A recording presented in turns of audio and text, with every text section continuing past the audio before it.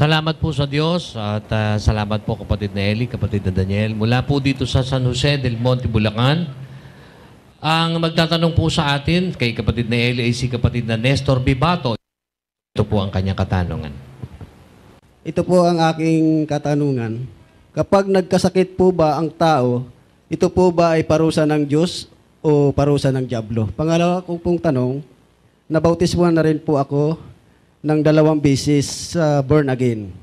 Ngunit hindi ko naman kagustuhan dahil po pinilit lang po ako.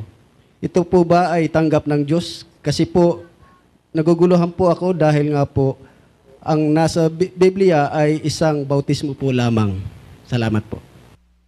Tama po yung sabi mo, kapatid, na sa Biblia isang bautismo lang. Pero yung isang bautismo na yun, binibilang yun, yung tamang bautismo. Hindi naman ibinibilang ng Diyos yung mali eh. Kahit ikaw ang Diyos, ibibilang mo ba yung maling bautismo? Ang ibinibilang na isang bautismo, yung bautismong legal sa harap ng Diyos. Parang ganito, no kapatid? Yung ibinibilang na anak mo sa asawa mo, yun talagang sa asawa mo. Minsan may tinatawag anak sa labas eh. Kung minsan, hindi mo pwedeng matanggap na anak dahil baka mademanda ka ng ang tawag doon, biganya. No? Bigamy. Kaya kung minsan, kahit anak mo talaga, kung mo sa labas, di mo matanggap. Ang ibig ko sabihin, yung bautismo sa Biblia, may isang bautismo, sabi ni San Pablo. May isang katawan, may isang espiritu, may isang pag-asa ng pagtawag sa inyo, isang Panginoon, isang pananampalataya, isang bautismo. Yun ang sabi ng salita ng Diyos. Asan yung isang bautismo na yon? Asan yun? Nandun sa isang katawan. Sabi kasi sa umpisa, may isang katawan. Alin ba yung katawan? Sabi sa 1:18 ng Kolosas, siya ang ulo ng katawan, sa makatwid ay ang iglesia. So may isang iglesia. Doon sa isang iglesia o katawan, nandun yung isang bautismo. Batunayan natin doon sa 1 Corinto 12:13, kapatid na Daniel. Sapagkat sa isang espiritu ay binabautismuhan tayong lahat sa isang katawan. Sa isang katawan lang nagaganap yung bautismo. Alin yung katawan? Yung iglesia. Alin ba yung iglesia sa Biblia? Yung iglesia totoo, yung iglesia ng Diyos. Hindi naman born again yun eh. Kaya kahit pabautismo ka sa lahat ng iglesia, paglabas nun sa iglesia totoo, hindi ibinibilang ng Diyos yun.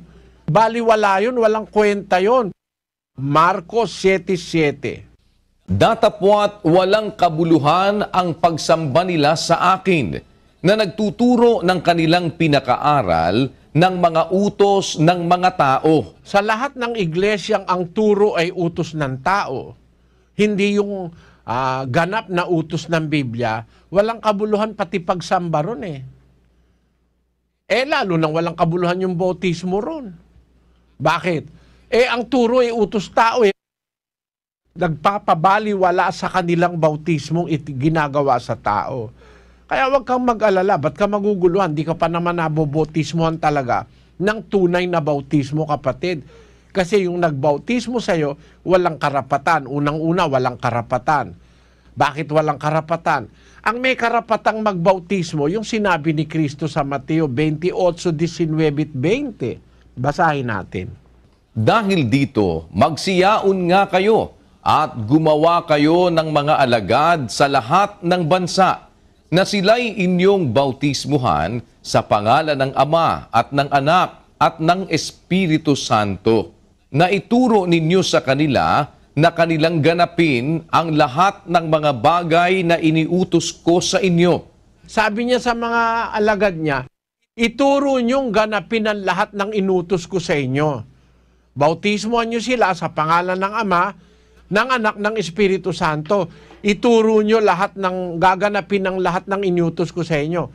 Ang may kapangyarihang bumautismo, may karapatan, yung tao o yung mangangaral na nagtuturo nun lahat ng utos ni Kristo.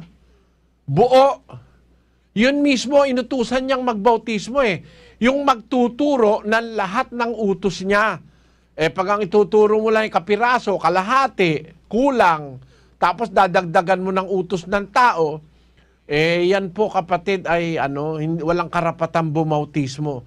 Ang may karapatang bumautismo, tandaan ninyo, yung mangangaral na nakapagtuturo ng lahat ng utos ni Kristo.